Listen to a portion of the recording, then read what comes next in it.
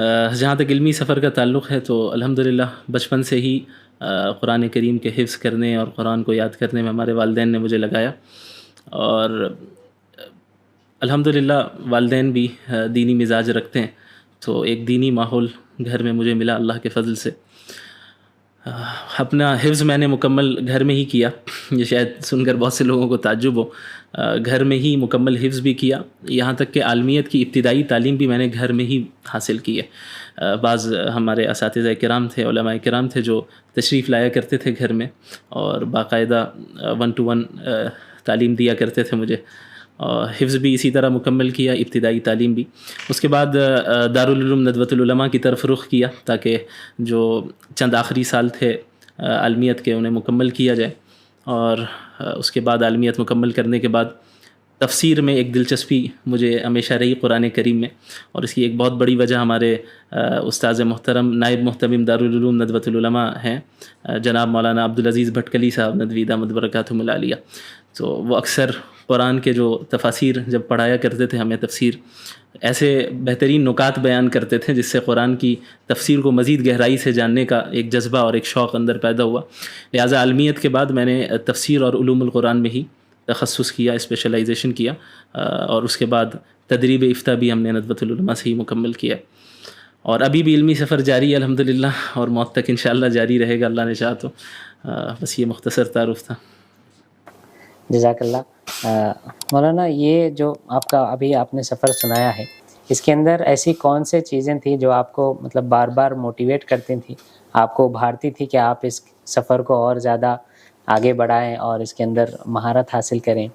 کون سی ایسی چیزیں تھیں جو آپ کو بہت زیادہ موٹیویٹ کیا کرتی؟ دیکھیے، جہاں تک موٹیویشن کا تعلق ہے تو انسانی طبیعت میں قبض و بسط کی کیفیت آتی جاتی رہتی ہے۔ ایسے نہیں کہ ہمیشہ میں بھی ہر وقت موٹیویٹڈ ہی رہتا تھا یا ابھی بھی ہر وقت موٹیویٹڈ رہتا ہوں۔ بعض مرحلے ایسے آتے ہیں زندگی میں کہ انسان کے اندر موٹیویشن نہیں ہوتی ہے، اور بعض مرحلے ایسے آتے ہیں کہ طبیعت میں انشراح ہوتا ہے اور وہ ایک انسان کام کرتا ہے، علم حاصل کرتا ہے اور بہت ایکٹیو رہتا ہے۔ تو ان مراحل سے گزرتا رہا۔ جہاں تک اس بات کا تعلق ہے کہ کون سی چیزیں تھیں جس کی وجہ سے موٹیویشن مجھے حاصل ہوتا، تو سب سے پہلی چیز تو اس میں یہ ہے کہ خصوصاً جب میں ندوۃ العلماء میں تھا، ہمارے علماء کرام کی صحبت خود ایک موٹیویشن ہے، اساتذہ کرام کی صحبت، اور ان کے ساتھ بیٹھنا، ان کو دیکھنا، ان کی باتیں سننا، ان ساری چیزوں سے ایک موٹیویشن مستقل ملتا رہتا ہے۔ اور اسی کے ساتھ ساتھ جو عالم اسلام میں اس وقت حالات ہیں جو امت مسلمہ کے اوپر ہیں، ان سے واقفیت تو ظاہر ہے طالب علمی کے زمانے سے تھی، اور یہ چیز کہیں نہ کہیں ایک کڑھن پیدا کر رہی تھی کہ کچھ مجھے کرنا ہے تاکہ میں امت مسلمہ کو عروج کی طرف لے جانے میں کچھ نہ کچھ کنٹریبیوشن میرا بھی رہے، ورنہ اللہ رب العالمین جس کے ذریعے چاہے وہ کروائے، لیکن کچھ نہ کچھ کنٹریبیوشن ہونا چاہیے۔ تو وقتاً فوقتاً جو حالات سننے میں آتے ہیں، خبریں آتی، اس سے ایک دل میں ایک بار بھی محسوس ہوتا اور ایک احساس ذمہ داری پیدا ہوتا کہ کچھ کرنا ہے، پڑھنا ہے، وقت ضائع نہیں کرنا ہے، آگے بڑھنا ہے، چونکہ امت مسلمہ کو اس وقت افراد کی ضرورت ہے، ایسے افراد کی جو اسلام پر اور ایمان پر مضبوط ہوں، اور اسلام و ایمان کو جدید موجودہ زمانے میں جدید انداز میں اس کی حقانیت کو اثر نو ثابت کریں لوگوں کے سامنے۔ جزاک اللہ۔ ابھی جو آپ نے مطلب حالات کا تذکرہ کیا اور ان حالات میں جو ہمارا رول ہونا چاہیے اس کی ایک مختصر آپ نے اس کے اندر نشاندہی کی، تو آپ کے مطلب پورے سفر کے بعد ابھی آپ کا ایک پوری اپنی زندگی کا مشن، جیسا آپ نے بتایا کہ امت مسلمہ کے لیے کچھ کنٹریبیوٹ کرنا ہے، تو آپ اپنی پوری ابھی زندگی کے مشن کو چند الفاظ میں کیسے ڈیفائن کرتے ہیں؟ میری زندگی کا مقصد تیرے دین کی سرفرازی، وہی اللہ کے نبی صلی اللہ علیہ وسلم کا جو مقصد رہا وہی ہمارا مقصد ہے، میرا مقصد ہے، اور وہی مقصد تمام امت مسلمہ کا بھی ہونا چاہیے کہ جو ذمہ داری اللہ تعالیٰ نے محمد الرسول اللہ صلی اللہ علیہ وسلم کو دی اور آپ صلی اللہ علیہ وسلم نے اس ذمہ داری کو مکمل کیا، اور اس ذمہ داری کو پھر آگے امت مسلمہ کو سونپا۔ خصوصاً حجۃ الوداع کے موقع پہ اللہ کے رسول صلی اللہ علیہ وسلم نے فرمایا کہ فَلْيُبَلِّغِ الشَّاهِدُ الْغَائِبُ، کہ تم میں سے جو موجود ہے جن تک میری بات پہنچ گئی ہے وہ اب اس بات کو ان تک پہنچائے جو یہاں موجود نہیں ہے۔ تو یہ سلسلہ تو قیامت تک جاری رہے گا، اور تمام امت مسلمہ کی ذمہ داری ہے کہ تمام اقوام عالم کو، چاہے وہ کسی بھی مذہب سے تعلق رکھنے والے ہوں، ان تک یہ پیغام ہدایت کا پہنچائیں اور انہیں تاریکی سے نکال کر، گمراہی سے نکال کر ہدایت کی طرف لے جائیں۔ الحمدللہ بہت ہی عمدہ انداز میں آپ نے اپنی پوری زندگی کا سفر سنایا ہے۔ ہم نوجوانوں کو بھی اس سے موٹیویشن بھی ملتا ہے اور ایک راہ بھی ہمارے لیے بنتی ہے۔ مولانا، آپ کا خصوصی جو میدان ہے نوجوانوں کے ایشوز کے تعلق سے، الحمدللہ آپ اکثر اس تعلق توجہ کراتے رہتے ہیں اور نوجوانوں کی رہنمائی کرتے رہتے ہیں۔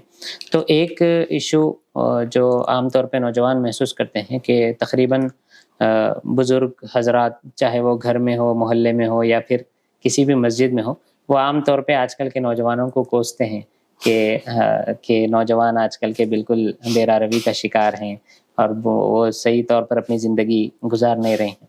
تو اس تعلق سے مطلب آپ کا کیا موقف ہے اور آپ نوجوانوں کو اس تعلق سے کیا رہنمائیاں دیں گے؟ میں سمجھتا ہوں کہ اس میں دونوں طرف سے اعتدال ہونا چاہیے، بڑوں کی جانب سے بھی اور نوجوانوں کی طرف سے بھی۔ عموماً دیکھا جاتا ہے کہ بچوں کی سائیکولوجی اور نوجوانوں کی سائیکولوجی کا خیال نہیں رکھا جاتا ہے، ان کی تربیت کرتے وقت ان کی نفسیات کا لحاظ نہیں رکھا جاتا ہے، اور بلکہ ایک روایتی انداز میں جو تربیت کا نہج چلا آ رہا ہے اسی پہ ظاہر ہے ہماری جیسی تربیت ہوئی وہی ہم نے اسی طرح تربیت کی، پھر وہ بچہ جب بڑا ہوگا وہ اسی طرح تربیت کرے گا جس طرح اس کی تربیت ہوئی، کیونکہ پراپر ایجوکیشن جو ملنی چاہیے تربیت کے حوالے سے کہ بچوں کی تربیت کس طرح کی جاتی ہے، ان کے نفسیات کا، ان کی سائیکولوجی کا لحاظ رکھتے ہوئے، یہ ہمارے ہاں اس چیز کا فقدان ہے۔ اس کے نتیجے میں یہ ہوتا ہے کہ بسا اوقات بڑوں کی طرف سے کچھ زیادتیاں ہو جاتی ہیں، لیکن دوسری طرف نوجوانوں میں بھی یہ چیز دیکھی جاتی ہے کہ ان کے یہاں بھی اپنی اصلاح کو قبول کرنے کا جو صلاحیت ہوتی ہے وہ بہت کم ہے۔ مثلاً بعض والدین یا بڑے ایسے بھی ہوتے ہیں جو صحیح چیز کی طرف رہنمائی کر رہے ہوتے ہیں، لیکن نوجوان بسا اوقات اسے ایکسیپٹ نہیں کرتے ہیں اور اسے اپنے لیے سمجھتے ہیں کہ یہ مجھے کیوں نصیحت کی جا رہی ہے، یا مجھے اس کی ضرورت نہیں ہے، یا اسے اپنی انا کا مسئلہ بنا لیتے ہیں۔ خصوصاً جس ایج سے ہم لوگ گزرتے ہیں ٹین ایج میں، وہ مرحلہ ایسا ہوتا ہے، بڑا حساس مرحلہ ہوتا ہے وہ۔ اس مرحلے میں انسانی جذبات اور کیفیات میں سمجھے آپ نشیب و فراز کے مرحلے سے وہ گزرتے رہتے ہیں۔ تو نوجوانوں کے اندر بھی اس بات کو سمجھنے کی ضرورت ہے، نوجوانوں کو بھی، کہ اگر بڑوں کی بات اگر وہ اصلاح کر رہے ہیں کسی صحیح چیز کے بارے میں تو اسے اپنی انا کا مسئلہ نہ بنائیں، یہ نہ سمجھے، برا نہ مانیں، بلکہ اسے ایکسیپٹ کریں۔ اور اللہ کے رسول صلی اللہ علیہ وسلم کی احادیث کو اگر ہم پڑھیں تو اللہ کے نبی صلی اللہ علیہ وسلم کو جوامع الکلم اللہ تعالیٰ نے عطا کیا تھا، مختصر الفاظ میں بہت جامع باتیں ارشاد فرمایا کرتے تھے۔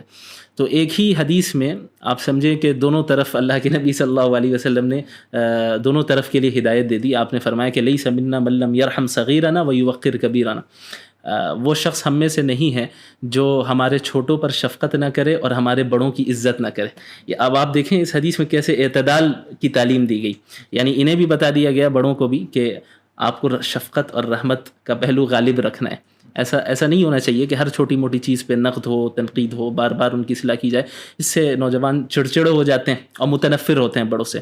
اس کا بڑوں کو لحاظ رکھنا چاہیے۔ اسی طریقے سے اگر بڑے کر بھی رہے ہیں تو جو نوجوان ہیں ان کے اندر صبر و تحمل کا مادہ ہونا چاہیے، اس میں انہیں پریکٹس کرنی چاہیے کہ ہم برداشت کریں، بات سنیں، ہمارے بڑے ہیں اور ان کی عزت کریں، ان کی عزت میں کوئی ہم کمی پیدا نہ کریں۔ جزاک اللہ۔ مولانا، یہ نوجوانوں کے اور ایک ایشو کی طرف آگے بڑھتے ہوئے کہ عام طور پہ نوجوانی کی عمر میں جیسے آپ نے بتایا کہ زندگی میں اتار چڑھاؤ ہوتا ہے، احساسات کا مسئلہ ہوتا ہے، تو بہت زیادہ نوجوان اپنی نفسانی خواہشات کے اوپر یا پھر ڈیزائرز کے اوپر بہت جلدی راغب ہو جاتے ہیں اور کہیں نہ کہیں گناہوں کا شکار ہو جاتے ہیں۔ تو ایسے موقع پہ نوجوان کیسے اپنے آپ کو اس گناہوں کے دلدل سے نکالیں، اپنے نفسانی خواہشات کو کیسے کنٹرول کریں، اور آج کل کے ایسے فحاشی اور عریانیت کے ماحول میں اپنے آپ کو بچا کر وہ کیسے اپنی زندگی گزاریں؟ دیکھیں، شیطان کے جو ہے بہت سارے طریقے ہیں لوگوں کو گمراہ کرنے کے۔ اگر ان تمام طریقوں کا خلاصہ بیان کیا جائے یا انہیں ہم دو حصوں میں تقسیم کریں تو ایک ہے شبہات، ڈاؤٹس، اور دوسرے ہیں شہوات، دوسری قسم ہے شہوات، ڈیزائرز۔ شیطان جو بھی طریقہ اختیار کرتا ہے کسی بھی انسان کو صراط مستقیم سے ہٹانے کے لیے، وہ کہیں نہ کہیں انہی دو قسموں میں وہ طریقہ آتا ہے، یا تو ڈاؤٹس کریٹ کر کے کسی ناحیے سے، یا یہ کہ شہوات میں اسے مبتلا کر کے. اور دونوں کا علاج قرآن کریم نے بیان کیا ہے. شبہات کا جو علاج ہے وہ یقین ہے، اور شہوات کا جو علاج ہے وہ صبر ہے. اسی کو اللہ رب العالمین نے قرآن کریم میں ذکر کیا. جب بنی اسرائیل کا ذکر ہوا کہ اللہ نے بنی اسرائیل میں سے بھی بہت سے لوگوں کو ترقی دی اور ائمہ کے درجات پہ انہیں فائز کیا، اللہ نے فرمایا وَجَعَلْنَا مِنْهُمْ أَئِمَّةً يَهْدُونَ بِأَمْرِنَا لَمَّا صَبَرُوا وَكَانُوا بِآيَاتِنَا يُوقِنُونَ، کہ ہم نے بنی اسرائیل میں سے بعض کو امامت کے درجے پر فائز کیا، انہیں لیڈرز بنایا. کیوں؟ اور ایسے لیڈرز بنایا جو ہمارے حکم سے لوگوں کو سیدھے راستے کی طرف ہدایت دیتے تھے. کیوں؟ لما صبروا، جب انہوں نے صبر کیا، یعنی اپنے شہوات پہ کنٹرول کیا اور برداشت کیا، صبر کیا. وَكَانُوا بِآيَاتِنَا يُوقِنُونَ، اور ہماری آیتوں پہ یقین بھی رکھتے تھے. یعنی یہ ایسے افراد تھے جو شہوات سے بھی محفوظ تھے اور شبہات سے بھی محفوظ تھے. شبہات سے یقین کے ذریعے بچتے تھے، شہوات سے صبر کے ذریعے بچتے تھے. تو اچھا، صبر بھی جو ہے عربی زبان میں اس کا معنی جو ہے کافی وسیع ہے. اردو میں صبر ہم صرف کہتے ہیں کہ کوئی تکلیف آئے تو برداشت کرنا. عربی زبان میں صبر علی الطاعہ ایک قسم ہے، یعنی اس میں یہ چیز بھی داخل ہے کہ اللہ کی فرما برداری پر صبر کرنا، یعنی اسے کنسسٹنسی کے ساتھ کرنا، چاہے دل چاہے کرنے کا یا نہ چاہے. اسی طرح صبر عن المعصیہ، کہ اپنے آپ کو گناہوں سے بچانے میں صبر کرنا. یعنی ہو سکتا ہے ایک گناہ کو کرنے کی خواہش اندر پیدا ہو رہی ہے، رغبت آ رہی ہے، لیکن اس جگہ پہ اپنے نفس کو صابر بنانا، کنٹرول کرنا اور اپنے آپ کو پیچھے رکھنا، یہ معنی بھی صبر میں داخل ہے. اسی طریقے سے صبر کی تیسری صورت بھی ہے جس میں مصیبتیں آئیں، تکلیفیں آئیں تو اس کو برداشت کرنا. تو جہاں تک موجودہ زمانے میں نوجوانوں کا خصوصاً سیکشول ڈیزائرز کی طرف میلان ہونا یہ ہے، اس کا حقیقی علاج تو بہرحال یہ ہے کہ وقت پر نکاح کر لیا جائے. کیونکہ جہاں تک ڈیزائرز کا تعلق ہے تو یہ ایک فطری چیز ہے.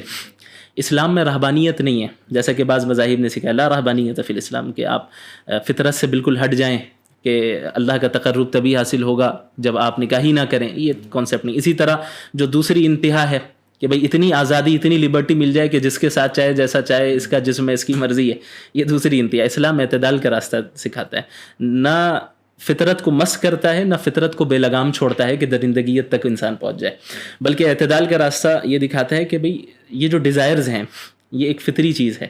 اب اسے کس طرح پورا کرنا ہے یہ اللہ کے نبی صلی اللہ علیہ وسلم نے بیان کر دیا کہ یہ نکاح کا ذریعہ ہے، نکاح کے ذریعے. اسی لیے اللہ کے رسول صلی اللہ علیہ وسلم نے یہ بھی فرمایا کہ یہاں تک کہ ایک انسان اپنے سیکشول ڈیزائر کو جب جائز طریقے سے پورا کرتا ہے تو اس پہ بھی اسے صدقے کا ثواب ملتا ہے. تو صحابہ کرام کو تعجب ہوا کہ یا رسول اللہ، وہ تو اپنی شہوت کو پورا کر رہا ہے، اسے صدقے کا ثواب کیسے ملے گا؟ اسے ثواب ملے گا، وہ تو شہوت پورا کر رہا ہے. تو اللہ کے نبی صلی اللہ علیہ وسلم نے فرمایا کہ کیا اگر وہ اپنی شہوت کو حرام طریقے سے پورا کرتا کیا گناہ ملتا؟ صحابہ نے کہا کہ ہاں ملتا. تو پھر اسی طریقے سے ثواب بھی ملے گا حلال طریقے سے اسے پورا کرنے میں. تو اس کا اصل حل تو یہی ہے کہ نکاح کی طرف رغبت دلائی جائے اور نکاح کو آسان بنایا جائے. ہمارے معاشرے میں نکاح کو بہت مشکل بنایا گیا ہے اور لوگوں کو کریئر کی طرف اس طرح ان کے اوپر بھوت سوار کیا جا رہا ہے کریئر کا، کہ وہ یہ سمجھتے ہیں کہ جب تک ہم اپنے پیروں پہ کھڑے نہ ہو جائیں، جب تک لائف سیٹ نہ ہو جائے تب تک ہم نکاح نہیں کریں گے. تو یہ کانسیپٹ اسلام کا نہیں ہے. اسی کا نتیجہ ہے کہ شیطان کو زیادہ مہلت مل جاتی ہے ایک انسان کو اس راستے سے ہٹانے کے لیے. ہاں، اب اگر کوئی ایسے پوزیشن میں ہے کہ وہ نکاح نہیں کر سکتا ہے تو اس کا حل بھی اللہ کے نبی صلی اللہ علیہ وسلم نے بیان کیا ہے کہ وَمَن لَّمْ يَسْتَطِعْ فَعَلَيْهِ بِالصَّوْمِ، کہ جو نکاح کرنے کی استطاعت نہیں رکھتا ہے اسے چاہیے کہ کثرت سے روزے رکھے. کیونکہ جب انسان روزے رکھتا ہے تو اسے کہیں نہ کہیں اپنے نفس پہ کنٹرول حاصل کرنے کی جو صلاحیت ہوتی ہے وہ اس کے اندر پیدا ہوتی چلی جاتی ہے. یہ بھی ایک بہت بڑی حکمت ہے جس کی وجہ سے رمضان میں روزوں کو اللہ رب العالمین نے فرض کیا اور روزوں کو تقوی کے ساتھ جوڑا ہے. چونکہ ایک وہ کیفیت پیدا ہوتی ہے، وہ طاقت پیدا ہوتی ہے کہ انسان نفس کو کنٹرول کرتا ہے. اور جب روزے سے انسان گزرے گا، ایک انسان سیکشول ڈیزائرز کی طرف بھی زیادہ اس وقت اس کا میلان ہوتا ہے جب اس کا معدہ بھرا ہو، جب وہ زیادہ کھاتا پیتا ہو.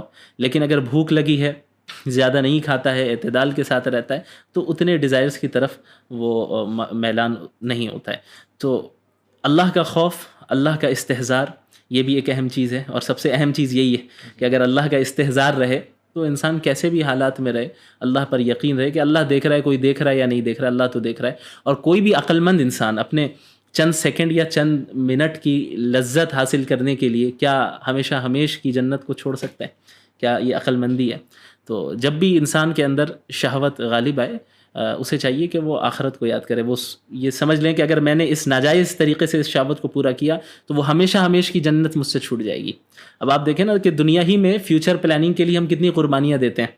فیوچر میں یہ کرنا ہے تو ابھی اوور ٹائم جاب کر رہے ہیں، فیوچر میں پیسے کمانے، ابھی تکلیف جھیل لے رہے ہیں اور اپنی خواہشات کو دبا رہے ہیں چونکہ ان کی نظر میں فیوچر ہے. حقیقی فیوچر تو آخرت ہے ہمارے لیے. تو اگر وہ اس کا یقین، اس کا استحضار ہمارے سامنے ہو، اللہ کا یقین ہو، اللہ کا خوف ہو، تو پھر ان چیزوں سے بچنا آسان ہوتا ہے. جزاک اللہ. اسی سے جڑا ہوا سوال ایک اور یہ تھا مولانا کہ ابھی جیسا آپ نے کہا کہ کیریئر کا کہیں نہ کہیں نوجوانوں کے اندر فقدان ہے، تو اپنے پورے دن کے شیڈیول میں نوجوان عام طور پہ اپنا بہت سارا حصہ یا تو کالج میں یا اسٹوڈنٹ کیمپس میں گزارتے ہیں یا پھر کوئی اپنے ورک پلیس میں گزارتے ہیں. اس کے علاوہ اپنی گھریلو زندگی ہے اور اس کے علاوہ اپنے دیگر کام ہیں. ان تمام چیزوں کے اندر آپ کا بھی الحمدللہ سے مطلب بزنس وغیرہ بھی ہے، پھر آپ کا ادارہ بھی ہے، تو کیسے ان تمام چیزوں کو بیلنس کیا جائے اور اپنے شیڈیول میں اپنے لیے وقت نکالنا، دین کے لیے وقت نکالنا، اللہ کے لیے وقت نکالنا، یہ کیسے نوجوان اپنے آپ کو بیلنس کریں؟ دیکھیے ان تمام چیزوں کا تعلق ترجیحات سے ہے کہ آپ کس چیز کو کتنی پریفرنس دے رہے ہیں. آج موجودہ زمانے میں نوجوانوں کو کریئرزم میں مبتلا کر دیا گیا ہے. کریئرزم کا بھوت سوار ہو گیا کہ دنیا کمانا ہے، لائف سیٹ کرنی ہے، بڑی گاڑی چاہیے، بڑے گھر چاہیے، اچھی جگہ شادی ہونی ہے، عزت چاہیے، شہرت چاہیے، یہ ساری چیزیں ہیں. اور معاشرے نے یہی اسٹینڈرڈ بنا دیا ہے ایک کامیاب شخص کا.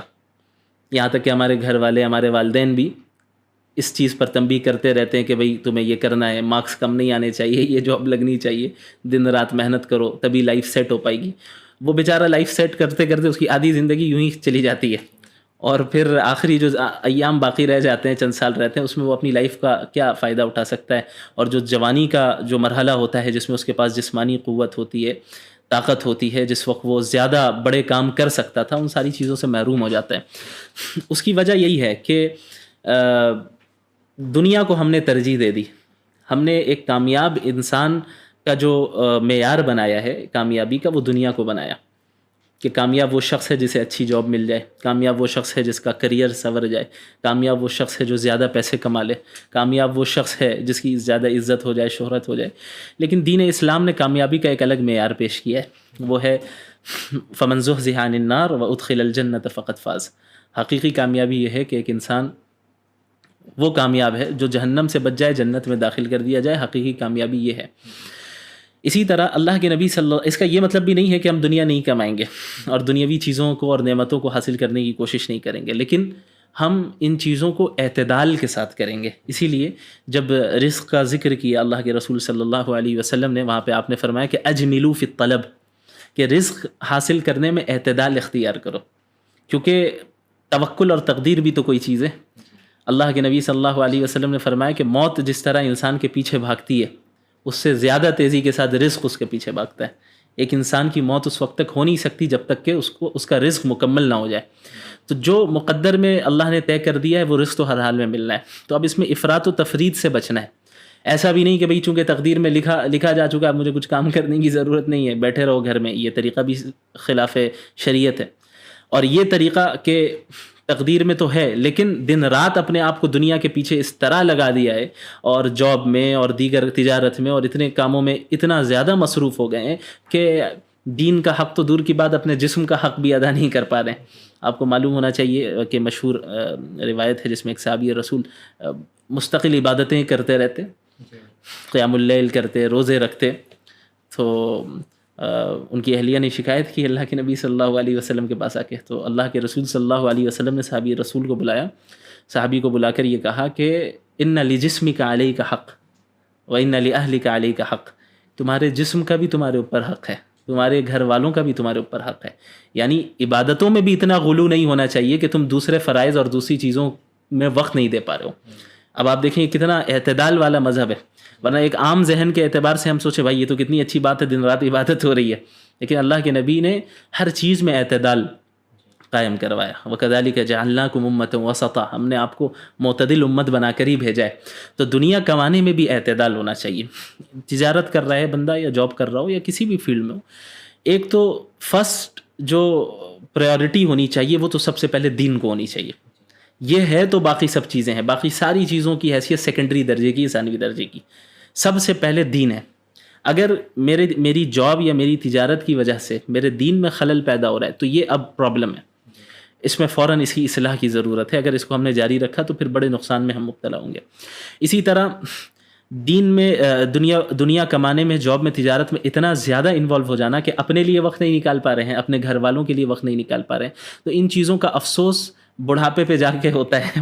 بہت سے جو بزرگ ہیں ان کے تجربات ہیں وہ بیان کرتے ہیں کہ کاش ہم نے اپنا وقت گزارا ہوتا.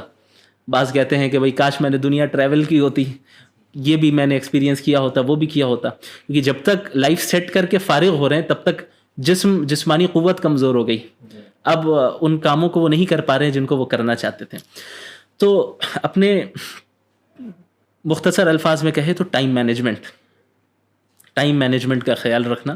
کون سی چیز زیادہ اہمیت کی حامل ہے اس چیز کو پہلے درجے پہ رکھنا اور پہلے اس کی طرف رجوع کرنا. کون سی چیز سیکنڈری درجے کی ہے پھر اس کی طرف, پھر اس کے بعد کا جو درجہ ہے پھر اس کی طرف. اور یہ خیال رکھنا کہ جس کا بھی حق میرے اوپر ہے, ہر ایک کے حق کی ادائیگی کے لیے میں وقت نکالوں اور اپنی طرف سے کوشش کر لوں رزق حاصل کرنے میں اور باقی کاموں میں. باقی اللہ پر توکل رہے, اللہ تو رزق دے کر رہے گا. جی جزاک اللہ. مولانا جیسا آپ نے بیان کیا کہ بہت ساری چیزیں جو ہے وہ ماحول کے اوپر بھی ڈیپینڈ ہوتی ہیں نوجوانوں کی زندگی کی, تو دوستی بھی ایک اہم چیز ہے جس کے ذریعے سے نوجوان جو ہے مطلب اللہ کے نبی صلی اللہ علیہ وسلم کی جو حدیث ہے جس کا مفہوم ہے کہ آدمی اپنے دوست کے دین پر ہوتا ہے. تو ایسے مطلب کیسے دوست بنانے چاہیے نوجوانوں کو تاکہ وہ یہ اپنی تمام جو زندگی کے رول ہیں وہ اچھے انداز میں ادا کر سکیں, ترجیحات کو صحیح طور پر رکھ سکیں. تو کیسے دوست بنانے چاہیے اور کیسے دوست رکھنے چاہیے؟ یہ بہت اہم چیز ہے, بہت زیادہ اہم چیز ہے. اسی لیے اللہ کے رسول نے صلی اللہ علیہ وسلم نے وہ بیان کیا جو آپ نے ابھی کہا, الرجل علی دینی خلیلہ فلینظر احدکم من یخالل, کہ ایک انسان اپنے دوست کے دین پر ہوتا ہے لہٰذا وہ دیکھ لے کہ کس کے ساتھ دوستی کر رہا ہے. یعنی وہ جس کے ساتھ اٹھتا بیٹھتا ہے, جس کی صحبت میں رہتا ہے, وہ اس کے افکار کو اختیار کر لیتا ہے, اس کے طور طریقوں کو اختیار کر لیتا ہے, اس کے نظریات کو اختیار کر لیتا ہے, ان کی عادتوں کو اختیار کر لیتا ہے. کتنے ایسے ہیں جو ڈرگز ایڈکٹ ہو گئے صرف دوستوں کی وجہ سے, کتنے ایسے ہیں جو غلط کاموں میں لگ گئے صرف دوستوں کی وجہ سے. تو اللہ کے نبی صلی اللہ علیہ وسلم نے اس کے طرف پہلے ہی اشارہ کر دیا تھا, اور صحابہ کرام کا بھی یہی معمول تھا کہ ایک تو یہ ہے کہ کس کے ساتھ دوستی ہو, دوسری چیز یہ ہے کہ اس کی کتنی لمیٹیشن ہو. دوستی کس کے ساتھ ہو, اس کے ساتھ ہو اور اس کے ساتھ اٹھنا بیٹھنا ہو جس کا دین صحیح سالم ہو, جس کا ایمان, جس کے عقائد, جس کے اعمال درست ہوں, جو غلط کاموں میں انوالو نہ ہو. اس اٹھنا بیٹھنا ایسے افراد کے ساتھ ہی ہونا چاہیے. اور ان افراد کے ساتھ بھی بلا وجہ زیادہ بہت گہری دوستی کرنا, یا کسی کے ساتھ بھی بہت گہری دوستی کرنا یا زیادہ وقت اسپینڈ کرنا بغیر کسی وجہ کے, یہ طریقہ بھی صحیح نہیں ہے. بلکہ سلف صالحین میں تو کتنے ایسے تھے جو گھر سے باہر نکلنا بھی پسند نہیں کرتے تھے سوائے نمازوں کے, یا کوئی اہم کام ہے, ضرورت ہے تب, تاکہ وہ لوگوں کے ساتھ بہت زیادہ انٹریکشن نہ ہو, لوگوں کے ساتھ بہت زیادہ ملنا جلنا, ان کے ساتھ بیٹھنا نہ ہو. اس سے کیا ہوگا, وقت بھی ضائع ہوگا. دوسری چیز یہ ہے کہ ان کے افکار, ان کی آئیڈیولوجیز کے اثرات کہیں نہ کہیں ہمارے دل و دماغ میں آئیں گے. تو خصوصاً آج کے زمانے میں جب اسکول وغیرہ میں ہم رہتے ہیں یا کالج وغیرہ میں رہتے ہیں تو اس چیز کا اہتمام کرنا, اس کا خیال رکھنا بہت ضروری ہے کہ آپ کو یہ پرکھنا ہوگا, دیکھنا ہوگا اس چیز کو مد نظر رکھتے ہوئے کہ میرے لیے سب سے امپورٹنٹ چیز یہ ہے کہ میں دین اسلام سے ہٹ کر کوئی چیز نہیں کر سکتا. اب دین اسلام پر قائم رہنے کے لیے جو چیز بھی معاون ہوگی میں اس چیز کو اختیار کر لوں گا, اور جو چیز بھی مجھے دین اسلام یا اللہ کی نافرمانی کی طرف لے جائے گی اس چیز سے میں دور ہوں گا. تو مسئلہ پھر وہی ترجیحات کا آ جاتا ہے کہ آپ کس چیز کو کتنی پرائیورٹی دے رہے ہیں. اگر آپ کے نزدیک دین اس اولین درجہ رکھتا ہے تو پھر یہ چیز آسان ہے اس چیز کو مینیج کرنا کہ آپ کس کے ساتھ وقت گزار رہے ہیں, کس کے ساتھ اٹھنا بیٹھنا ہو رہا ہے. تو اس کا خیال رکھنا بہت ضروری ہے, خصوصاً ٹین ایجرز کے لیے. جی جزاک اللہ. الحمدللہ ہم لوگ اس پوڈ کاسٹ کو نوجوانوں کے ایشوز کے اوپر بہت سارے سوالات کے مولانا نے جواب دیے. آگے بڑھتے ہوئے مولانا ایک اور سوال یہ تھا کہ یہ جو تفریق مطلب ہم نے کریٹ کی ہے دینی تعلیم اور دنیاوی تعلیم کی, اب کہیں نہ کہیں بہت سارے ہمارے نوجوان الحمدللہ مدارس سے بھی فارغ ہوتے ہیں اور بہت سارے نوجوان ماڈرن ایجوکیشن بھی حاصل کرتے ہیں, لیکن یہ دونوں کے درمیان بہت ایک لمبا گیپ کہیں نہ کہیں ہمیں محسوس ہوتا ہے. تو یہ جو عصری اور دینی تعلیم کے درمیان جو بیلنس ہے اس کو کیسے نوجوان اپنی زندگیوں میں منظم کریں؟ دیکھیں, سب سے پہلی چیز تو یہ ہے کہ یہ تفریق بھی جو ہمارے آئی ہے یہ بھی حقیقتاً ہم کہیں تو غیروں کے یہاں سے آئی ہے, خصوصاً جب کہ ویسٹرن دنیا میں انقلاب ہوا اور مذہب کو چرچ تک محدود رکھ دیا گیا اور سیاست سے اور دیگر کاموں سے مذہب کو ہٹا دیا گیا, تو دین اور دنیا کا الگ الگ کانسیپٹ پیش کیا گیا اور وہی چیز لبرلزم کے ساتھ ساتھ ہر جگہ داخل ہوئی کہ دین آپ کا اپنا پرسنل مسئلہ ہے اور یہ الگ چیز ہے, دین کو آپ اپنے تک محدود رکھے, آپ کا پرائیویٹ معاملہ ہے, اور دین اور دنیا کا کانسیپٹ آیا. حالانکہ دین اسلام مکمل دین کا تصور پیش کرتا ہے, یعنی یہ دین نازل ہی ہوا اس دنیا کے لیے. قبر میں جا کے تو نماز نہیں پڑھنی ہے, قبر میں جا کے تو حلال حرام کا معاملہ نہیں ہے نا, وہ اسی دنیا میں. تو اب ایک انسان کسی بھی شعبے میں ہو اسے دین کی ضرورت پڑے گی, چاہے تجارت کر رہا ہو, جاب کر رہا ہو, تعلیم حاصل کر رہا ہو, چاہے وہ ازدواجی زندگی کے تعلق رہنمائی چاہیے, اجتماعی زندگی کے تعلق رہنمائی چاہیے, سیاسی زندگی کے تعلق رہنمائی چاہیے, معیشت کے متعلق رہنمائی چاہیے. تو یہ ساری چیزوں کی تعلیم اسلام دیتا ہے. لہٰذا ہر انسان کے لیے جو بھی جس فیلڈ میں ہو, بنیادی علوم دینیہ میں سے بنیادی علم کو حاصل کرنا جو اس کے فیلڈ میں اسے حلال اور حرام کے درمیان تمیز کرنے اور فرق کرنے کی صلاحیت دے پائے, اتنا علم حاصل کرنا فرض عین ہے. جیسا کہ اللہ کے نبی صلی اللہ علیہ وسلم نے فرمایا طلب العلم فریضہ علی کل مسلم, کہ علم حاصل کرنا یہ ہر ایک مسلمان پہ فرض ہے. تو یہاں علم سے مراد یہی علوم شرعیہ اور دینی علوم ہے. اب جہاں تک مسئلہ رہا موجودہ زمانے میں یہ جو تفریق ہو گئی اور اس کا نتیجہ یہ نکلا کہ جو مدارس کے فارغین ہوتے ہیں وہ شاید الگ دنیا میں ہوتے ہیں اور یہ جو یونیورسٹی سے فارغ ہوتے ہیں یہ الگ دنیا میں ہوتے ہیں, ایک دوسرے کے ساتھ کوئی کنیکشن قائم کر نہیں پاتے ہیں, ریلیٹ نہیں کر پاتے ایک دوسرے کو. ان کے اصطلاحات ان کی زبان الگ ہوتی ہے, ان کے اصطلاحات ان کی زبان الگ ہوتی ہے, ان کے مسائل کچھ اور ہوتے ہیں, یہ کچھ اور مسائل کے حل پیش کر رہے ہوتے ہیں. تو یہ جو نتیجہ ظاہر ہوا اس کی بنیادی وجہ یہی ہے کہ جو نوجوان عصری علوم پڑھ رہے ہیں وہ دین سے بالکل ناواقف ہیں, اور جو علوم شرعیہ پڑھ کے باہر نکل رہے ہیں, فارغ ہو رہے ہیں, وہ جدید علوم کے مبادیات سے بھی واقف نہیں ہیں. تو اس کا حل یہ ہے کہ جو عصری علوم حاصل کر رہے ہیں اولاً ان کو اسلامی علوم کے مبادیات سے واقف کرایا جائے, اور جس فیلڈ میں بھی وہ جا رہے ہیں اس فیلڈ کے متعلق جو بھی اسلام رہنمائی کرتا ہے اس کا علم انہیں دیا جائے. اور جو مدارس کے فارغین ہیں انہیں جدید اصطلاحات سکھائے جائیں, جدید الفاظ سکھائے جائیں کہ آپ کو نوجوانوں سے, آج کے زمانے کے نوجوانوں سے کس طرح انٹریکٹ کرنا ہے, کن الفاظ میں انٹریکٹ کرنا ہے. کلم الناس علی قدر عقولہم, لوگوں سے ان کے عقلوں کے موافق بات کرو.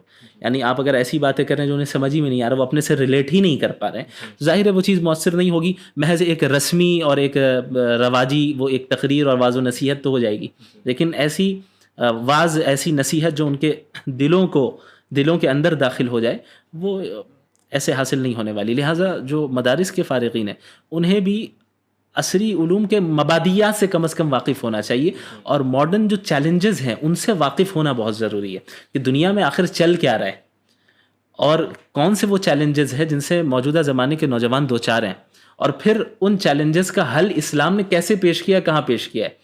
تو اسلام کو موجودہ زمانے کے لیے کس طرح ہم پیش کر سکے, کس انداز میں پیش کر سکے. اسلام تو وہی رہے گا, اسلام میں تو کوئی تبدیلی نہیں آئے گی, لیکن موجودہ زمانے کے چیلنجز کا حل اسلام نے کس طرح پیش کیا اس کو تلاش کریں اور اس کو پیش کرنے کے نئے انداز میں, جدید انداز میں اور اٹریکٹیو انداز میں پیش کرنے کی کوشش کریں. تو انشاءاللہ تعالی امید ہے کہ یہ جو ایک فاصلہ ہے دونوں گروہ کے درمیان یہ آہستہ آہستہ کم ہوگا. جی جزاک اللہ. اس ضمن میں ایک مشورہ یہ بھی نوجوانوں کو دیا خاص کر یہ ماڈرن ایجوکیشن جو حاصل کر رہے ہیں کہ الحمدللہ آپ کے ادارے سے بھی اور الگ الگ آن لائن پلیٹ فارم سے شارٹ ٹرم کورسز. جی ہاں بالکل.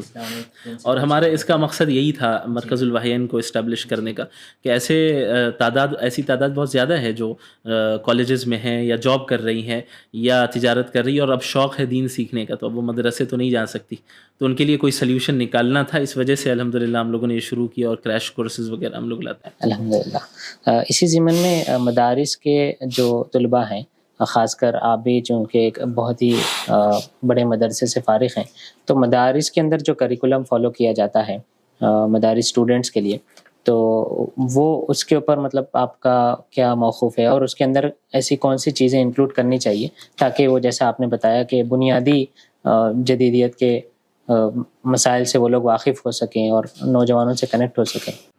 دیکھیے، اس چیز کو سمجھنے کے لیے ہمیں مدارس کے مقصد کو سمجھنا ہوگا. مدرسوں کے قیام کا اصل مقصد ہے تفقہ فی الدین، دین کے ماہرین کو پیدا کرنا، سرسری معلومات دینا نہیں.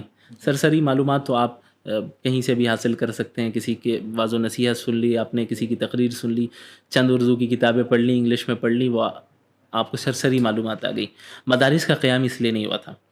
مدارس کا قیام ہوا تھا تفقہ فی الدین کے لیے، دین میں اور دینی علوم میں ماہر افراد تیار ہوں جو اس کی گہرائی تک اتر سکیں اور ہر زمانے کے چیلنجز کا مقابلہ اس دین کے ذریعے کر سکے. تو ہر نظام میں، ہر ادارے میں خوبیاں بھی ہوتی ہیں، کچھ نہ کچھ کمی بھی ہوتی ہے. تو جہاں تک اوور آل نظام کا تعلق ہے مدارس کا، تو وہ الحمدللہ بہت درست ہے، ٹھیک چل رہا ہے، اور ایسے افراد نکل رہے ہیں جو تفقہ فی الدین جنہوں نے حاصل کی اور مختلف علاقوں میں، پوری دنیا کے مختلف کارنرز میں کام کر رہے ہیں. خصوصاً ہمارے ملک کے مدارس کی یہ بڑی خصوصیت ہے کہ ہمارے ملک کے مدارس کے فارغین پوری دنیا میں پھیلے ہوئے ہیں، پوری دنیا میں پھیلے ہوئے ہیں، اور الحمدللہ بہت زبردست کام کر رہے ہیں. تو اس ناحیے سے مدارس کا جو رول ہے وہ بہت اہم ہے، اور شاید اسی کا نتیجہ ہے کہ آج ہم تک اور آپ تک بھی دین پہنچا ہے. ہمارے مساجد کے امام ہوں یا جو مقررین ہوں، جو علماء ہوں، وہ سب مدارس کے ہی فارغین ہیں. تو اوور آل ظاہر ہے مدارس کی بڑی اہمیت ہے اور الحمدللہ بہت اچھے طریقے سے چل رہا ہے. جہاں تک تھوڑے بہت تبدیلی کا تعلق ہے تو وہ ہونا چاہیے، کہیں کہیں اس میں کمی ظاہر ہے، ہر جگہ ہوتی ہے. تو اس طرح یہاں پہ بھی ہے، یہاں کے کریکولم میں بھی ہے، یہاں کے سلیبس میں بھی ہے. جو کمی محسوس ہوتی ہے وہ یہ ہے کہ موجودہ چیلنجز کے اوپر باقاعدہ تعلیمات ہونی چاہیے، خصوصاً ویسٹرن آئیڈیالوجیز. آج پوری دنیا میں ویسٹرن سویلائزیشن کا غلبہ ہے، چاہے سیاست کا میدان ہو، چاہے اکنامی کا میدان ہو، چاہے تعلیم کا میدان ہو، ایجوکیشن کا ہو، یا کوئی بھی ہو. ہر جگہ ویسٹرن آئیڈیالوجیز نے غلبہ حاصل کیا ہے، بلکہ تسلط حاصل کیا ہوا ہے، زور زبردستی. تو اب جو ماڈرن چیلنجز ہیں، ماڈرن چیلنجز لوگ فیس کر رہے ہیں، چاہے وہ لبرلزم کی شکل میں ہو، یا سیاست میں سیکولرزم کی شکل میں ہو، یا معاشرتی زندگی میں فیمنزم کی شکل میں ہو، اور جس کا نتیجہ پھر یہ نکلتا ہے کہ اس میں مبتلا ہونے والے بالآخر ایتھزم میں تک چلے جاتے ہیں، دین سے مرتد ہو جاتے ہیں. ان چیلنجز کو کاؤنٹر کرنا، اسلام پر دن رات اعتراضات ہو رہے ہیں، اسلام اور اللہ کے نبی صلی اللہ علیہ وسلم کی شخصیت پر اعتراضات ہو رہے ہیں. تو اس ناحیے سے کہیں نہ کہیں کمی ہے کہ ماڈرن چیلنجز کا مقابلہ جس انداز میں کرنا چاہیے، یہ اسی وقت ہوگا جب آپ چیلنجز سے واقف ہوں گے. جب آپ ویسٹرن آئیڈیالوجی سے واقف ہی نہیں ہیں تو پھر ظاہر ہے اس کو آپ کاؤنٹر کیسے کر سکتے ہیں. جب آپ ویسٹ کی تاریخ سے ہی نہیں واقف ہیں تو نہیں ہو سکتا. تو میں سمجھتا ہوں کہ کہیں نہ کہیں مدارس میں اس چیز کو اپنے کریکولم میں اسے شامل کرنا چاہیے. اور اس کے علاوہ الحمدللہ بہت سی تبدیلی آلریڈی آ چکی ہیں کہ عصری علوم کے مبادیات سے واقفیت دلائی جاتی ہے. اب تو یہ بھی ماشاءاللہ اس طرف بھی رخ ہو رہا ہے کہ اوپن اسکولنگ کے ذریعے 10 بھی کروایا جائے، 12 بھی کروایا جائے. یہ چیزیں ساری اہم الحمدللہ اس میں تبدیلی آ رہی ہے. اور ندوۃ العلماء الحمدللہ اس کی ایک بہت بڑی مثال ہے، جہاں پہ صرف علوم شرعیہ نہیں پڑھائی جاتی بلکہ اس کے علاوہ انگلش لینگویج بھی پڑھائی جاتی ہے. اس کے علاوہ وہاں کی ابتدائی کلاسز میں میتھس تک پڑھائی جاتی ہے اور دیگر سبجیکٹس بھی پڑھائے جاتے ہیں. تو عصری علوم کے مبادیات سے بھی بہت حد تک واقف کرانے کی کوشش کی گئی. البتہ اس میں مزید بہتری آ سکتی ہے، اس کی طرف توجہ ہونی چاہیے. جزاک اللہ. الحمدللہ بہت ہی اچھے جوابات ہم نے مولانا سے حاصل کیے ہیں. اسی گفتگو کو آگے بڑھاتے ہوئے مولانا ایک اور سوال دعوت دین کے تعلق سے تھا. ابھی جیسا کہ آپ نے بتایا کہ ماحول بدل رہا ہے اور خاص کر ہمارے ملک کے ماحول کے اندر بہت زیادہ تبدیلی آئی ہے. تو دعوت دین کی اہمیت اور بھی زیادہ ایسے ماحول میں بڑھ جاتی ہے. تو ایسے موقع پہ نوجوان اور پھر اس ملک کے مسلمان غیر مسلموں میں دعوت دین کو کیسے پیش کریں اور اس کی اہمیت کو کیسے جانیں اور اس کو پہلے درجے کے نمبر پر یعنی کرنے کا کام کے طور پہ کیسے اس کو اختیار کریں. دیکھیں یہ بہت اہم چیز ہے، اور بسا اوقات لوگ یہ آرگیومنٹ پیش کرتے ہیں کہ چونکہ حالات اتنے سخت ہیں یہاں پہ ہم اسلام کی دعوت نہیں دے سکتے. مجھے اس سے سخت اختلاف ہے. اس کی وجہ یہ ہے کہ جن حالات سے ابھی ہم دو چار ہیں اس ملک میں، اس سے کئی گنا زیادہ سنگین حالات مکۃ المکرمہ کے تھے، لیکن اس کے باوجود اللہ کے نبی صلی اللہ علیہ وسلم نے دعوت دین میں کوئی کمپرومائز نہیں کیا، اصول دین میں کوئی کمپرومائز نہیں کیا، توحید کی دعوت دیتے رہے، شرک کی مذمت کرتے رہے، لوگوں کو ہدایت کی طرف لاتے رہے. تو یہ آرگیومنٹ بالکل بھی قابل قبول نہیں ہے. ہمارے یہاں یہ اس چیز میں کہیں نہ کہیں کمی رہی ہے. زیادہ سے زیادہ کیا ہوتا ہے کہ ہم غیر مسلموں کے ساتھ مل کر ہیومینٹی کی بات کر لیتے ہیں، اور ان کے ساتھ کچھ چیریٹی کرنے کی بات کر لیتے ہیں، بلڈ ڈونیشن کی بات کر لیتے ہیں، ایسی باتیں کر لیتے ہیں کہ جس سے لگے کہ بھئی ہاں ٹھیک ہے، ہم بھی ٹھیک ہیں، آپ بھی ٹھیک ہے، ہمارے درمیان لڑائی نہیں ہے. یہ بہت اہم ہے، میں یہ نہیں کہہ رہا، میں اس کی اہمیت کو ختم نہیں کر رہا، یہ بہت اپنی جگہ پہ اہم ہے اور ضروری ہونا چاہیے. لیکن اگر ہم انہیں توحید کی دعوت نہیں دے رہے ہیں تو اس کے ذمہ دار ہم ہی ہیں جو حالات آ رہے ہیں. حضرت مولانا ابو الحسن علی الحسنی ندوی رحمۃ اللہ علیہ نے یہ فرمایا تھا کہ ملک کی اکثریت کو اس توحید کی نعمت میں شامل کرنا ضروری ہے. اگر آپ نے توحید کی دعوت ان کی تحریرات کا یہ مفہوم میں بیان کر رہا ہوں کہ اگر ملک کی اکثریت کو آپ نے دعوت نہیں دی اور اپنے اندر سیاسی شعور پیدا نہیں کیا تو اس ملک کو اسپین بننے سے کوئی نہیں روک سکتا. یعنی آپ سارے مسلمان کو اتنے زیادہ دیندار بنا دیں کہ سب کے ہاتھ میں تسبیح ہو، سب تہجد گزار ہو، لیکن سیاسی شعور نہیں ہے اور ملک کی اکثریت تک آپ اپنے دین کو اور اپنے ویلیوز کو نہیں پہنچا رہے ہیں، جو ایک ایسا دین جو کہ کوئی نسلی دین نہیں ہے، ایک ایسا دین جو علاقائی دین نہیں ہے، ایک ایسا دین جو مخصوص خاندان کے لیے نہیں ہے، بلکہ یہ ایسا دین ہے جو پوری انسانیت کے لیے، کنتم خیر امۃ اخرجت للناس، تمام انسانوں کے لیے تمہیں بھیجا گیا ہے. تو یہ جو ذمہ داری ہمارے اوپر ہے کہ لوگوں کو، اقوام عالم کو، اور خصوصاً ہمارے ملک میں جو ملک کی اکثریت ہے انہیں اسلام کی طرف رہنمائی کرنا اور اسلام کی تعلیمات ان تک پہنچانا، اور جس بت پرستی اور شرک میں وہ مبتلا ہے اس کی حقیقت کو ان کے سامنے کھول کر واضح کرنا. یہ کام اگر ہم نے زور و شور کے ساتھ پچھلے 75 سالوں میں کیا ہوتا تو بہت ممکن ہے کہ شاید آج ہم ان حالات سے دوچار نہیں ہوتے. البتہ اس ناحیے سے کوشش بھی کی گئی، بہت سے افراد نے کی اور الحمدللہ ابھی بھی جاری ہے، لیکن میں سمجھتا ہوں کہ بڑے پیمانے پہ ہونا چاہیے. اور غیر مسلموں میں ایک بڑی تعداد ایسی ہے جو بات سنتی ہے. ایک کہیں نہ کہیں مسلمانوں کے اندر یہ ایک خوف ہے اور ایک یہ چیز ہے کہ ہم کیسے کہیں، ہم کیا بولیں ان کو، کہیں وہ توحید کی دعوت دینے سے بدک نہ جائے اور یہ نہ ہو جائے، ناراض نہ ہو جائے. ایسا ذاتی تجربہ ہے کہ ایسا نہیں ہوتا ہے. اکثر جو سنجیدہ قسم کے لوگ ہیں بات سنتے ہیں، اور آپ کا کام بات پہنچانا ہے. انما علیک البلاغ، زبردستی منوانا تو نہیں ہے کسی کا کام. آپ کا کام ہے کہ بہترین انداز میں آپ ان تک توحید کی بات کو رکھیں اور حکمت کا بھی لحاظ رکھیں. ایسا بھی نہ ہو کہ جہاں پہ ڈائریکٹلی نہیں کہنا چاہیے وہاں آپ نے کہہ دیا، اور جہاں کہنا چاہیے وہاں نہیں کہا. ان ساری چیزوں کا لحاظ رکھنا چاہیے. اللہ کے رسول صلی اللہ علیہ وسلم نے بھی ان تمام چیزوں کا لحاظ رکھا. چاہے اب اپنے اور ساتھ میں اپنے اخلاق، اپنے کردار کے ذریعے بھی متاثر کرنا بہت ضروری ہے کہ وہ خود ان کے اندر ایک کیوریوسٹی پیدا ہو جائے کہ بھئی یہ ہے کون، میری طرح انسان ہے، میں بھی وہی کام کرتا ہوں، یہ بھی وہی کام کرتا ہے، لیکن اس کے جو اٹھنے بیٹھنے کا انداز ہے وہ الگ ہے.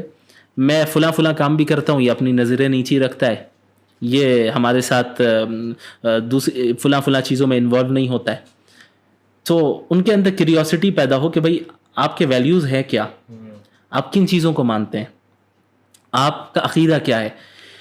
خود جب ان کے اندر کیوریوسٹی پیدا ہوگی تو وہ مزید مائل ہوں گے، اور پھر آپ کو بہترین موقع مل جائے گا کھل کر انہیں دعوت دینے کا. اب پھر آپ لٹریچر کے ذریعے بھی دعوت دے سکتے ہیں. بعض جو ہے بکلیٹس آپ انہیں مفید ہیں، ہمارے علماء نے تیار کیے ہیں، انہیں آپ دیں، انہیں سمجھائے، زبانی طور پہ سمجھائے. ہر اعتبار سے توحید کی دعوت اور توحید کا اس بات یہ بہت ضروری ہے. جزاک اللہ. اسی سے جڑا ہوا ایک اور سوال انہوں نے یہ تھا کہ عام طور پہ ہمارے نوجوانوں میں کہیں نہ کہیں جیسے آپ نے بتایا کیریئرزم کا شکار ہونے کی وجہ سے اور بہت سارے مسائل کی وجہ سے دین سے بیزاری اور دین سے دوری کہیں نہ کہیں دیکھی جاتی ہے. تو اس کے مطلب اسباب کیا ہیں اور اس سے کیسے بچا جا سکتا ہے اور نوجوان کیسے اس کو دیکھیں اس کے اسباب جو ہے بہت گہرے ہیں، اور سب سے بڑا سبب جو میں سمجھتا ہوں وہ ہے modern education system. Modern education سے کوئی اختلاف نہیں ہے، لیکن ماڈرن ایجوکیشن سسٹم سے اختلاف ہے. جس سسٹم کے تحت ہمارے نوجوانوں کو، مسلمانوں کو گزارا جاتا ہے 10-12 سال اسکول میں اور اس کے بعد کالج میں، وہ ایسا سسٹم ہے جو ان کے اندر مادیت، یعنی مادیت پرستی، مٹیریلزم ان کے اندر داخل کر دیتا ہے وہ سسٹم، اور انہیں خود دین سے اور خدا سے بیزار کرنا شروع کر دیتا ہے. سب سے اہم چیز یہی ایجوکیشنل سسٹم ہے. اس کا حل تو یہی تھا کہ ہمارے اپنے انتظامات ہوتے ہیں، ہمارے اپنے اسکولز ہوتے ہیں، ہمارے اپنی یونیورسٹیز ہوتی. سب سے بہترین طریقہ یہ ہوتا کہ اسلامک سسٹم کے تحت ماڈرن ایجوکیشن کو پڑھایا جاتا. اکثر یہ دیکھا جا رہا ہے کہ نوجوان بھی جو ارتداد کی طرف جا رہے ہیں، اس کی بنیادی وجہ یہی ہوتی ہے کہ کالج کا ایسا ماحول ہے، اسکول کا ایسا ماحول ہے جہاں پہ ایجوکیشن کے نام پہ محض اوریانیت سکھائی جا رہی ہے. ایجوکیشن کے نام پہ انہیں خدا سے، اللہ سے بیزار کیا جا رہا ہے. ایجوکیشن کے نام پہ انہیں جو ہے خالص مٹیریلسٹک لائف کو حاصل کرنے کی ترغیب دی جا رہی ہے. ایسے اصول بتائے جاتے ہیں، اس طرح پڑھایا جاتا ہے کہ ان کے اندر ڈاؤٹس بھی کریٹ ہو رہے ہیں اور شہوات بھی کریٹ ہو رہی ہیں. تو ایسے ماحول میں جب کہ ہمارے اپنی یونیورسٹیز بہت زیادہ نہیں ہیں، یعنی جہاں پہ صحیح معنی میں اسلامی ماحول ہو، اپنے اسکولز ہمارے بہت زیادہ نہیں ہیں، تو جو افراد اس سسٹم سے جڑے ہوئے ہیں ان کے لیے لازم ہے کہ اس سے ہٹ کر کچھ ٹائم وہ دین کی طرف اور علماء کی مجالس میں گزاریں. اور یہ علماء اور دینداروں کی ذمہ داری ہے کہ ان کے لیے کوئی حل نکالیں، کہ وہ ٹیمپریری سلیوشن کے طور پہ، کہ وہ جس سسٹم سے گزر کر تعلیم حاصل کر رہے ہیں، جو زہر آلود ہے وہ سلیبس، وہ ایجوکیشن جس میں زہر کو ملایا گیا ہے، اب کس طرح ہم اچھی چیزوں کو باقی رکھیں اور بری چیزوں کو ہم حل کر دیں، نکال دیں. اس میں کاؤنسلنگ ہونی چاہیے، ان کے لیے الگ اوقات ہونے چاہیے. خصوصاً جو بچے ہیں اسکولز وغیرہ میں پڑھتے ہیں، مکاتب کا نظام ہمارے یہاں اسٹرانگ ہے، لیکن اس کو مزید اسٹرانگ کرنے کی ضرورت ہے کہ بچے دین سے جڑتے رہے. بچپن سے اسکول میں بھی جا رہا ہے اور یہاں آ کے ابتدائی جو تعلیمات ہے اسلام کی، اللہ کے نبی صلی اللہ علیہ وسلم کی سیرت کے متعلق، اسلام کے بنیادی عقائد کے متعلق، اور پھر قرآن کے متعلق، احادیث کے متعلق، ان ساری چیزوں کا نالج اسے بچپن سے دیا جاتا رہے. ورنہ ہمارے یہاں عموماً دین کا مطلب یہ سمجھ لیتے ہیں دینی تعلیم کا کہ نورانی قاعدہ پڑھا لیا جائے، ناظرہ پڑھا لیا جائے، رشتہ داروں میں مٹھائیاں تقسیم ہو گئی، بس ختم، آپ نے دین پڑھ لیا، ہو گیا، ہم نے اسلامی تعلیم دے دی. یہ نہیں ہے.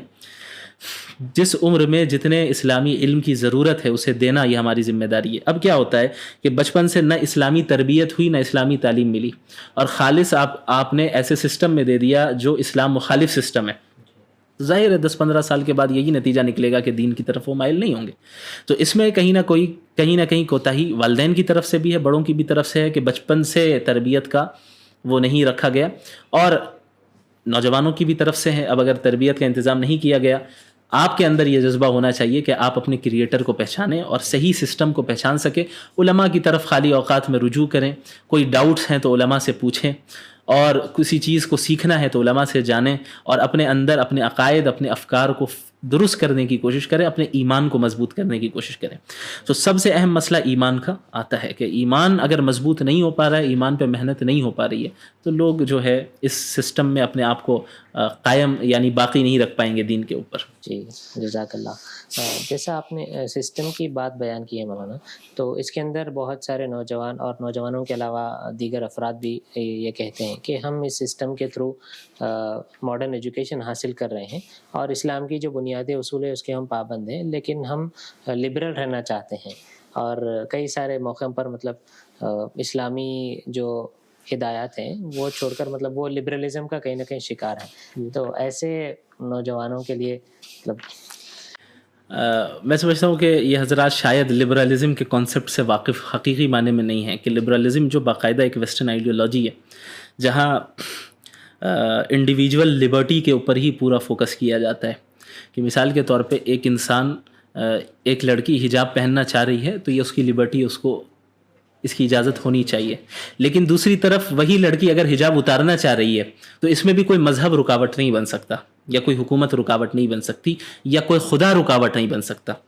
اسے کیا اختیار کرنا ہے یہ اس کی اپنی لبرٹی ہے، یہ اس کی اپنی فریڈم ہے. وہ جو چاہے گا وہ کرے گا، جو چاہے گی وہ کرے گی. تو یہ ہے لبرلزم، جہاں پہ اپنی خواہشات کو، اپنے ڈیزائرز کو اولین درجہ دیا جاتا ہے، اور دین کے بس انہی چیزوں کو اختیار کیا جاتا ہے جس سے اپنی خواہشات نہ ٹکرا رہی ہوں. تو یہ دو چیزیں اتنی مخالف ہیں آپس میں کہ لبرل مسلمان، یہ ایک اصطلاح چل پڑی ہے. یہ ایسا ہی ہے جیسے کوئی کہے کہ ہندو مسلم، کوئی کہے کہ کرسچن مسلم، یا کوئی یوں کہے کہ بھئی ابھی دن بھی ہو رہا ہے اور رات بھی ہو رہی ہے. یہ دو اپوزٹ چیزیں ہیں، یہ دو ایک جگہ کبھی جمع نہیں ہو سکتی. اللہ کے نبی صلی اللہ علیہ وسلم نے اسلام کا صحیح کانسیپٹ کس طرح پیش کیا کہ لا یؤمن احدکم حتی یکون ہواہ تبعا لما جئت بہ، تم میں سے کوئی اس وقت تک مومن ہو نہیں سکتا جب تک کہ اس کی خواہشات میری شریعت کے تابع نہ ہو جائے. یعنی ایک طرف لبرلزم ہے جو یہ کہتا ہے کہ آپ کی جو خواہش ہے آپ وہ کریں، یہ کوئی غلط بات نہیں ہے.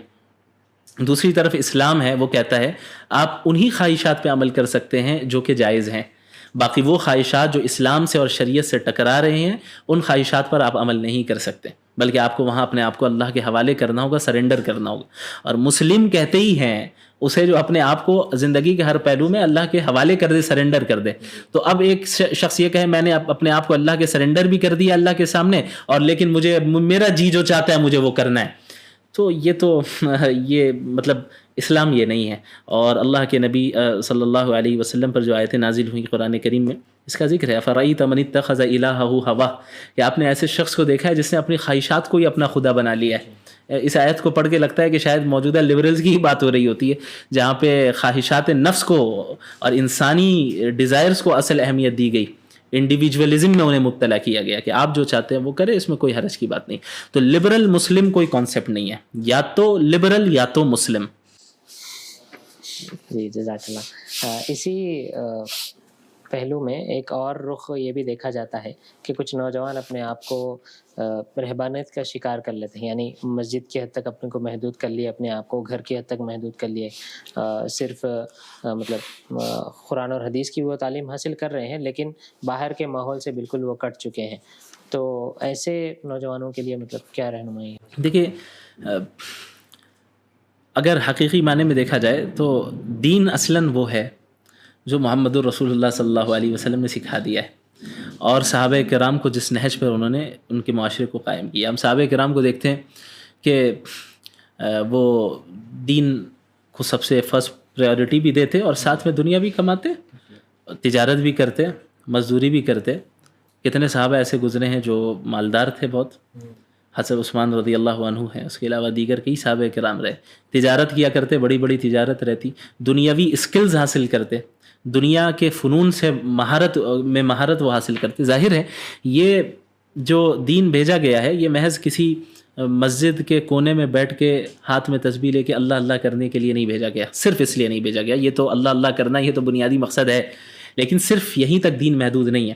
اس امت مسلمہ کو پوری دنیا کی قیادت کے لیے بھیجا گیا ہے، پوری دنیا کی امامت کے لیے بھیجا گیا ہے، پوری دنیا کو گمراہی سے نکال کے ہدایت کی طرف لانے کے لیے بھیجا گیا ہے. اور قیادت بھی صرف مخصوص شعبے میں نہیں بلکہ زندگی کے تمام شعبوں میں امت مسلمہ قیادت کرے گی، چاہے وہ سیاست کا میدان ہو، تعلیم کا میدان ہو، معیشت کا میدان ہو، کوئی بھی میدان ہو.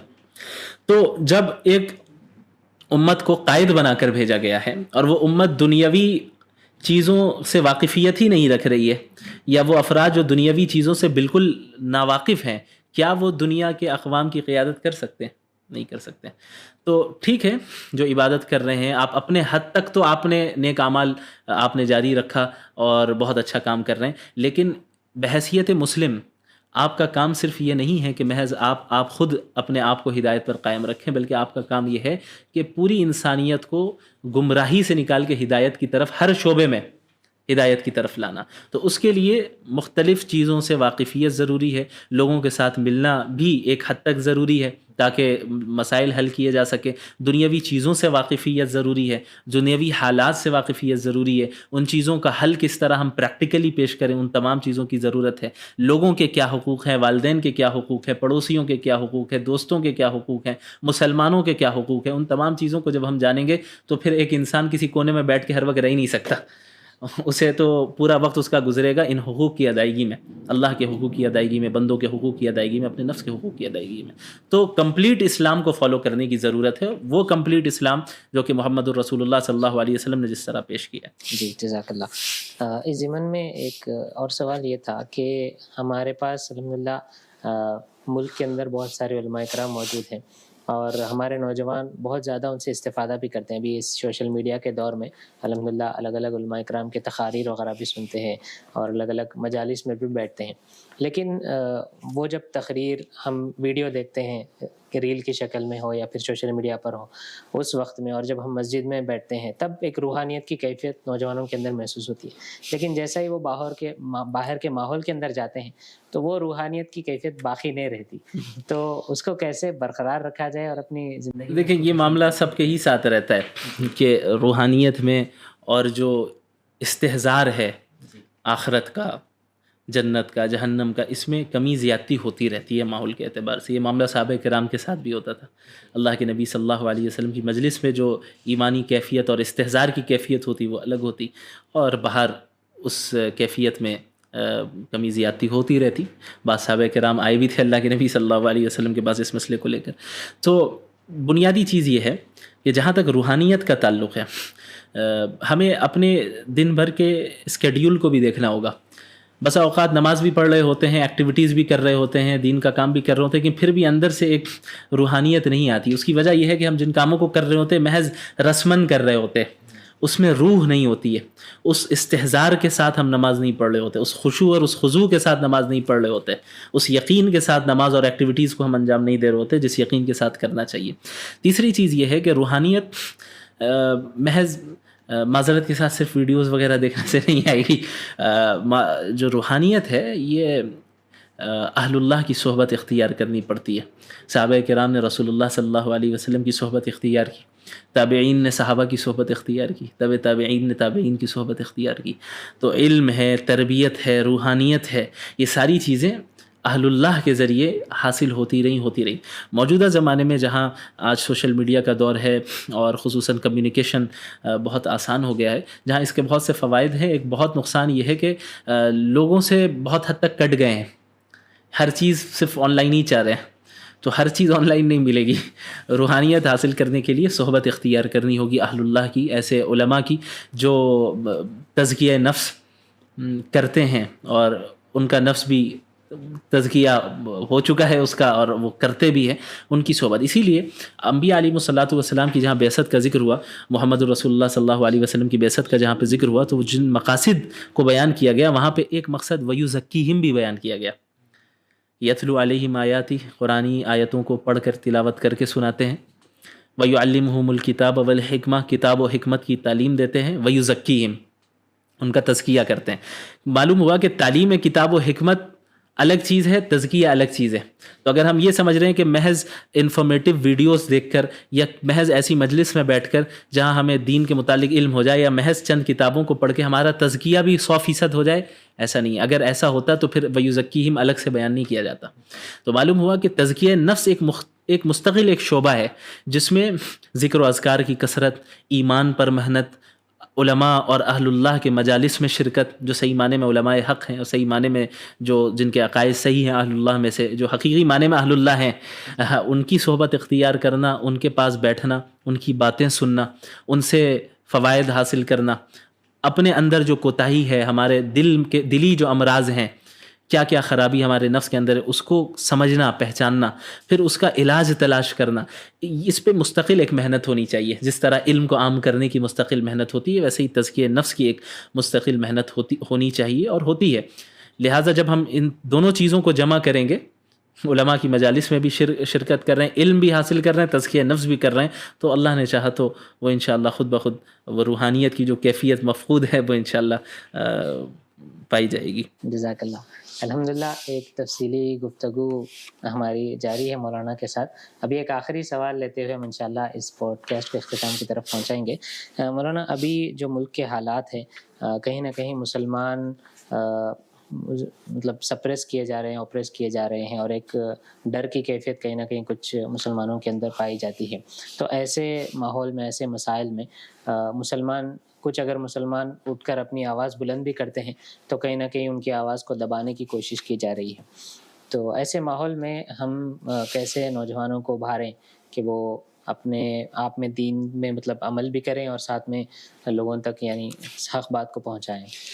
اللہ کے رسول صلی اللہ علیہ وسلم نے یہ پیشن گوئی فرمائی تھی کہ ایک زمانہ آئے گا کہ جب تمام اقوام عالم امت مسلمہ پر اس طرح ٹوٹ پڑیں گی جس طریقے سے کھانے کے پیالے پر چاروں طرف سے کھانے والے ٹوٹ پڑتے ہیں.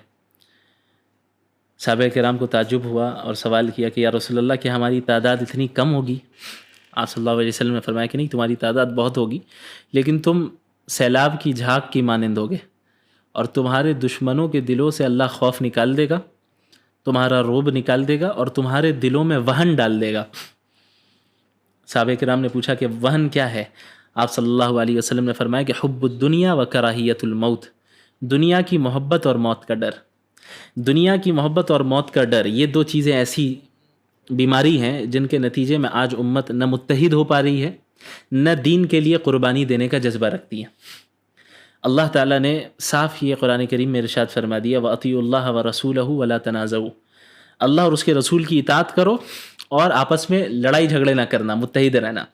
اطاعت بھی ہوگی، اتحاد بھی ہوگا، تو اس کا نتیجہ یہ ہوگا کہ تم بزدل نہیں پڑ پاؤ گے اور دشمن کے سامنے، باطل کے سامنے جم جاؤ گے، ٹک جاؤ گے، اور غلبہ بھی تمہیں اللہ عطا کرے گا اپنے فضل سے.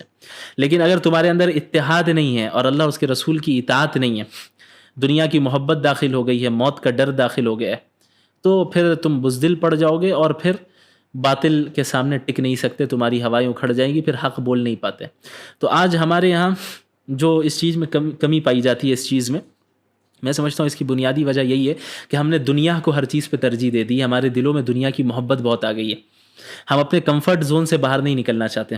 ہمیں اس بات کا ڈر ہے کہ اگر ہم نے حق بات کہی تو ہمارے اوپر کارروائی ہو جائے گی، تو اب ہم جو اے سی کے کمرے میں بیٹھتے ہیں وہ کمرہ نہیں ملے گا مجھے، یا یہ کہ ہماری تجارت بند ہو سکتی ہے، ہماری جاب چلی جا سکتی ہے، یا ہمیں قتل بھی کیا جا سکتا ہے، مارا بھی جا سکتا ہے. تو یہ موت کا ڈر، دنیا کی محبت، کہ آخرت کا جو عقیدہ ہے وہ تھوڑا سا اوجھل ہو گیا اور دنیا کو ہی اوپر ہمارا زیادہ فوکس رہ رہا ہے. اب اس کا حل یہ ہے کہ ہم صحابہ کرام کی قربانیوں کا تذکرہ کریں، صحابہ کرام کے واقعات لوگوں کو بتائیں. حضرت بلال نے کیسی قربانیاں دی، حضرت مصعب بن عمیر نے کیسی قربانیاں دی، حضرت خباب بن ارت نے کیسی قربانیاں دی، اس کے علاوہ حضرت ابو فکیہہ نے کس طرح قربانیاں دی، اور دیگر صحابہ کرام نے رضی اللہ عنہم اجمعین نے کس طریقے سے قربانیاں دی دین کے خاطر. اپنی لگژریس لائف کو چھوڑا، تب جا کر ان کا وہ مقام ہوا نا کہ اللہ نے کہا رضی اللہ عنہم ورضوا عنہ، اللہ بھی ان سے راضی ہو گیا، یہ بھی اللہ سے راضی ہیں، اور ان کے لیے اللہ نے ایسی جنت تیار کر رکھی ہے کہ کسی آنکھ نے نہیں دیکھا، ما لا عین رأت ولا اذن سمعت، کسی کان نے نہیں سنا، ولا خطر علی قلب بشر، کسی انسان کے دل و دماغ میں بھی اس کا خیال تک نہیں آیا، امیجنیشن سے باہر ہے. تو یہ ایسے ہی نہیں ملنے والی یہ جنت. تو یہ لوگوں کو بتانا، سمجھانا کہ صحابہ نے کتنی قربانیاں دی ہیں اور ان قربانیوں کا نتیجہ کیا ہے. آپ کو ایسی جنت مل رہی ہے جو ہمیشہ ہمیش کی ہے، یہ ٹیمپرری لائف ہے، 50-60 سالہ زندگی، اس کی بھی کوئی گارنٹی نہیں ہے کہ زندہ رہیں گے بھی کہ نہیں رہیں گے. تو دنیا کے کانسیپٹ کو کلیئر کرنا، ان کے اندر اطاعت کا جذبہ پیدا کرنا، اللہ اس کے رسول کی اطاعت کا جذبہ، یہ ہو گئی ایک چیز. دوسری چیز ہو گئی امت کے درمیان کامن فیکٹرز پہ اتحاد قائم کرنا، کہ باطل کے مقابلے میں ظلم کے خلاف ہم سب متحد ہیں. کسی کے اوپر بھی ظلم ہوگا تو حق کے لیے ہم آواز اٹھائیں گے. اسلام کے اجتماعی صورت کو اگر ہم دیکھیں، اس پر اگر کوئی حملہ کر رہا ہے تو پھر اسلام کے اجتماعی مفاد کو ہم ہر مفاد پہ ترجیح دیں گے، اور اسلام کے خاطر چاہے ہم کسی بھی مکتب فکر سے تعلق رکھنے والے ہوں، اسلام کے مجموعی صورت کے خاطر اور اجتماعی مفاد کے خاطر ہم ہر چیز قربان کرنے کے لیے تیار ہیں. تو اگر ان دو چیزوں کو ہم نے پیدا کر دیا کہ اللہ اس کے رسول کی اطاعت کا جذبہ، اس میں دنیا کی محبت اور موت کا ڈر نکالنا پڑے گا. دوسری چیز، امت کے درمیان کامن فیکٹرز میں اتحاد قائم کر کے کہ باطل کے سامنے ہم سب متحد ہیں، باطل کے مقابلے میں ہم سب متحد ہیں. جس باطل پہ ہم سب کا اتفاق ہے وہ تو ہمیں یہ دیکھ کر ہم پر ظلم نہیں کر رہا ہے کہ کون دیوبندی ہے، کون بریلوی ہے، کون سنی ہے، کون شیعہ ہے، کون حنفی ہے کون سلفی ہے یہ دیکھ کر تو نہیں کر رہا ہے، وہ دیکھ رہا ہے کہ بھئی یہ لا الہ الا اللہ پڑھنے والا ہے، مسلمانوں سے تعلق رکھتا ہے. تو جو ایک ایسا دشمن جو متفق علیہ دشمن ہے ہم سب کے نزدیک، تمام لوگوں کے نزدیک، تو اس کے مقابلے میں تو ہم متحد ہو کر اس کا مقابلہ کر سکے اسلام کے اجتماعی مفاد کے لیے. تو یہ دو چیزیں قائم کرنا، اور دنیا کی محبت اور موت کا ڈر نکلے گا کیسے؟ یہ نکلے گا دنیا کی حقیقت کو واضح کر کے. یہ ڈر نکلے گا دنیا کی حقیقت کو واضح کر کے کہ بھئی یہ دنیا اصل میں ہے کیا؟ یہ ایک دھوکے کا گھر ہے. وَمَا الْحَيَاةُ الدُّنْيَا إِلَّا مَتَاعُ الْغُرُورِ. یہ تو صرف دھوکے کا گھر ہے. وَإِنَّ الدَّارَ الْآخِرَةَ لَهِيَ الْحَيَوَانُ. اصل زندگی تو آخرت کی زندگی ہے. وَيَا قَوْمِ مَا لِي أَدْعُوكُمْ إِلَى النَّجَاةِ وَتَدْعُونَنِي إِلَى النَّارِ. کہ میں تو تمہیں میری قوم، میں تو تمہیں جنت کی طرف بلا رہا ہوں، تم مجھے جہنم کی طرف بلا رہے ہو. تو دنیا کا کانسیپٹ جب کلیئر ہو جائے گا کہ بھئی یہ دنیا ہے کیا، صحابہ کرام نے سمجھ لیا تو تمام قربانیوں کو جھیل لیا. تو آخرت کی حقیقت کو بھی پہچان لینا، آخرت پر یقین اور ایمان مضبوط کروا دینا، یہ چیزیں جب آئیں گی تو ہمارے یہاں ایسے افراد یقیناً کھڑے ہوں گے جو حق کے لیے آواز بلند کریں گے اور ظلم کے خلاف آواز اٹھائیں گے. اور پھر اس کام میں بھی ظلم کے خلاف آواز اٹھانے میں بھی بڑے ہی حکمت کے ساتھ اور منظم طریقے سے کام ہونا چاہیے.